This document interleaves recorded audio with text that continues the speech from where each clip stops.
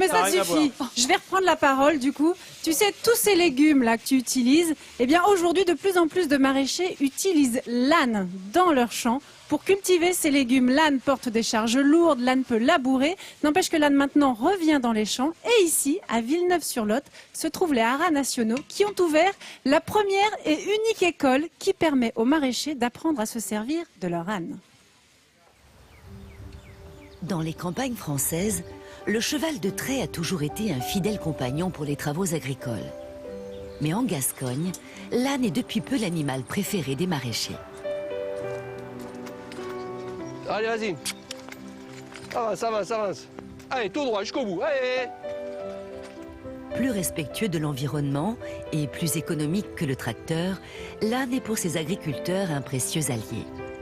Depuis qu'il travaille avec cet animal, il n'y voit que des avantages. Allez, d'une heure. Yep, yep. Allez, mon gros.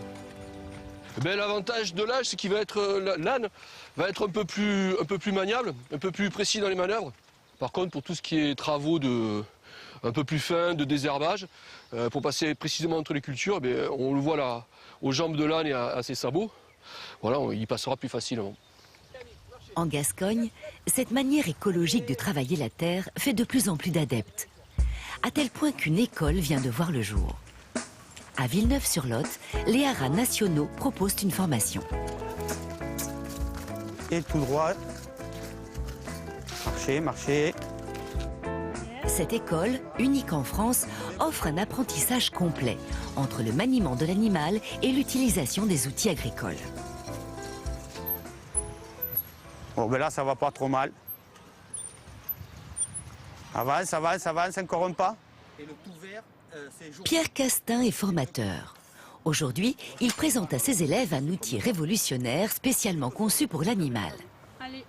Un tracteur multifonction pouvant à la fois labourer, désherber, griffer ou encore arracher les pommes de terre. Tous ces éléments sont interchangeables. Donc il se remonte. Voilà, tu as tout compris. Je reclique, je mets mon âne devant, j'arrache mes patates. Voilà, L'évolution du matériel est l'un des arguments qui a encouragé ces maraîchers à se lancer dans la traction animale. Et ce qui est intéressant aussi, c'est que ces outils sont évolutifs. Donc dans le temps, eh ben, il y a des technologies nouvelles qui arrivent sur le marché et on arrive à avoir des outils qui sont vraiment sympas à utiliser, quoi. Côté budget, ces maraîchers devront débourser 3 000 € pour s'offrir un âne. Un prix dérisoire comparé à celui d'un tracteur classique. Mais l'animal ne représente pas qu'une alternative économique. Il est le partenaire idéal pour s'inscrire dans une agriculture biologique. Ce jeune agriculteur compte même utiliser les déjections de l'âne comme engrais naturel. On évite le tassement des sols. L'animal, c'est aussi un apport de compost qui me servira de fertilisant pour mes sols. Et puis, ayant grandi avec des chevaux à la maison, le travail avec l'animal, c'est quelque chose qui me tient vraiment à cœur. Donc, au-delà de l'aspect écologique, il y a aussi le confort de travail pour moi et le plaisir de travailler avec des animaux. Arrière. Arrière. 3 semaines de formation sont nécessaires pour apprendre à guider l'âne et maîtriser les outils. Voilà, tu poses.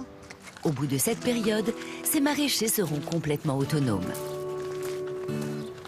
Depuis que les haras nationaux ont ouvert cette école en 2013, une quarantaine de personnes ont déjà été initiées à la traction animale.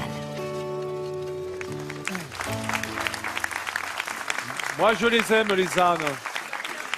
Oui. C'est formidable que les agriculteurs reviennent à cette...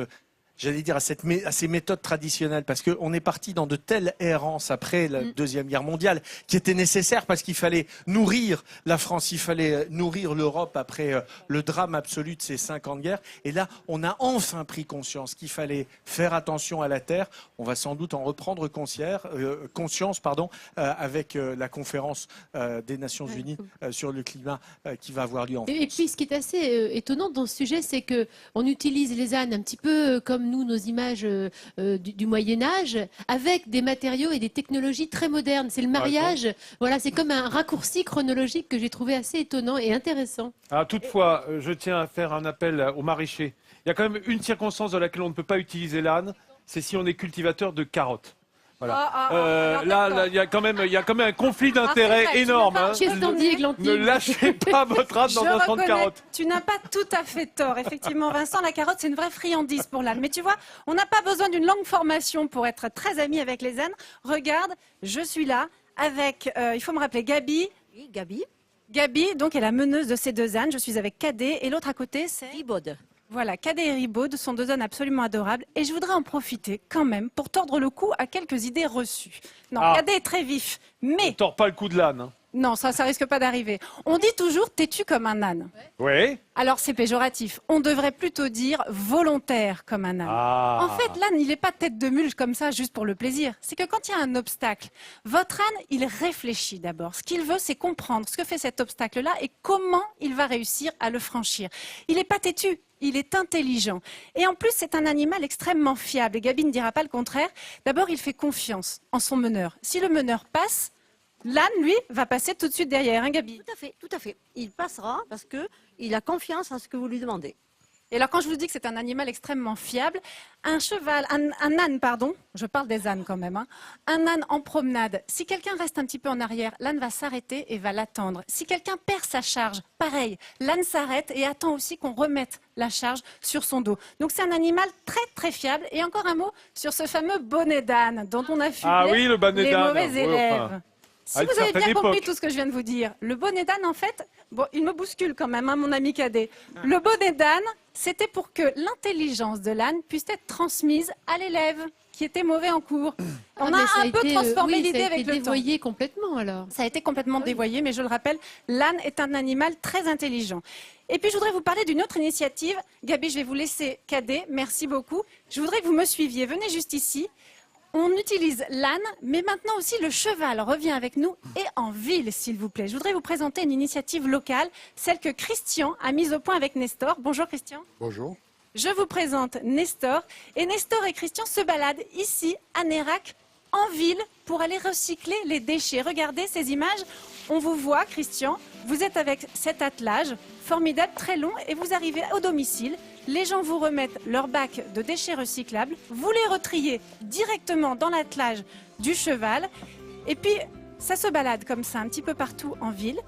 Et alors, les habitants adorent cet attelage et mettent régulièrement, comme ça, du pain qui est à destination uniquement du cheval. Ça noue des liens particuliers quand même. Oui, bien sûr, les gens sont très attirés par le cheval, ça crée un lien social. Ça fait déjà 5 ans que vous avez mis cette initiative en place au sein de Nérac. Vous triez combien de déchets par an? On trie 250 tonnes de déchets par an. Vincent, Ouh, pas mal, dis donc. Ah Mais oui, bravo. ça hein. fonctionne très très bien. Magnifique initiative. Bravo, Christian.